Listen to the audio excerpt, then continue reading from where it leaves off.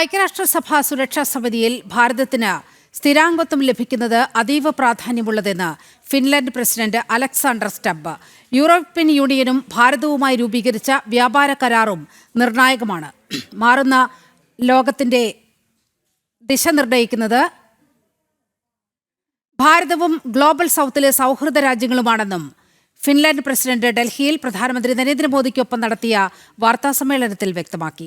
ആഗോള വെല്ലുവിളികൾ ഭാരതവും ഫിൻലാൻഡും ചേർന്ന് നേരിടുമെന്ന് പ്രധാനമന്ത്രി നരേന്ദ്രമോദിയും സൂചിപ്പിച്ചു. ഫിൻലാൻഡ് പ്രസിഡന്റ് അലക്സാണ്ടർ സ്റ്റബ്ബ് ഡൽഹിയിൽ നടന്ന റെയ്സിന ഡയലോഗിൽ മുഖ്യ അതിഥിയായി പങ്കെടുത്തു. പ്രധാനമന്ത്രി നരേന്ദ്രമോദിയുമായി നടത്തിയ ഉഭയകക്ഷി ചർച്ചയിൽ ഫിൻലാൻഡുമായുള്ള ബന്ധം കൂടുതൽ മേഖലകളിലേക്ക് വ്യാപിപ്പിക്കാനാണ് ധാരണയായത്. നിലവിൽ 3 ബില്യൺ യൂറോയായ ഉഭയകക്ഷി വ്യാപാരം വരും വർഷങ്ങളിൽ ഇരട്ടിയാക്കാൻ ഇരു രാജ്യങ്ങളും തീരുമാനിച്ചു. 6G, ക്വാണ്ടം കമ്പ്യൂട്ടിംഗ്, നിർമ്മിത ബുദ്ധി, ക്ലീൻ എനർജി എന്നിവയിൽ ഇരു രാജ്യങ്ങളും സഹകരിക്കും. ഐക്യരാഷ്ട്രസഭാ സുരക്ഷാ സമിതിയിൽ ഇന്ത്യക്ക് സ്ഥിരം അംഗത്വം ലഭിക്കുന്നത് അത്യന്തം പ്രാധാന്യമാണെന്ന് ഫിൻലൻഡ് പ്രസിഡന്റ് അലക്സാണ്ടർ സ്റ്റബ്ബ് പിന്നീട് പ്രധാനമന്ത്രി നരേന്ദ്രമോദിക്കൊപ്പം നടത്തിയ വാർത്താ സമ്മേളനത്തിൽ വ്യക്തമാക്കി. A seat in the UN Security Council for India is of utmost importance.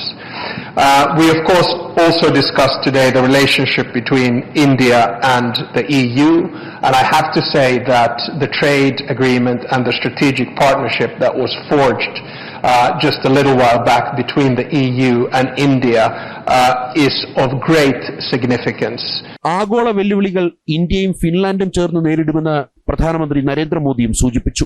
हम भारत और फिनलैंड के बीच इनोवेशन, डिजिटल और सस्टेनेबिलिटी के एक नए ट्रायथलॉन को भी अचीव करेंगे.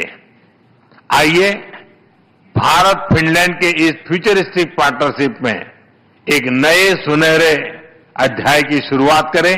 യുക്രൈൻ, പശ്ചിമേഷ്യൻ സംഘർഷങ്ങൾ എന്നിവയിൽ സൈനിക പരിഹാരത്തിന് പകരം നയതന്ത്ര ചർച്ചകളിലൂടെ സമാധാനം കണ്ടെത്തണമെന്ന് ഇരു രാജ്യങ്ങളും സംയുക്ത പ്രസ്താവനയിൽ ആവശ്യപ്പെട്ടു.